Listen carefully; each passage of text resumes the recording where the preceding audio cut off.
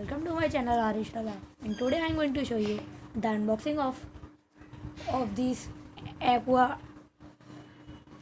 Pro phone, Aqua Turbo, जो मैंने bye करा था फ्लिपकार्ट से और इसकी 2 दिन की बहुत जल्दी डिलीवरी थी। ये है इसका पीछे का कुछ लुक, बारकोड वगैरह।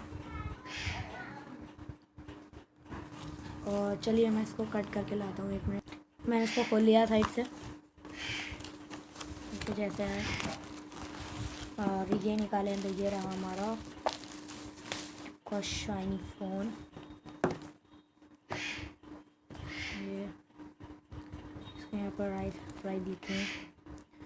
अब ये देख सकते हैं 2000 mAh का बैटरी बैकअप है।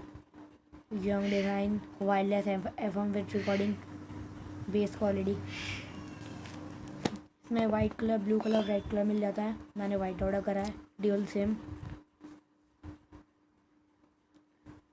2000 mAh की बैटरी के ऊपर 2.4 inch big display, multimedia, expanded memory and camera, wireless FM wireless with recording.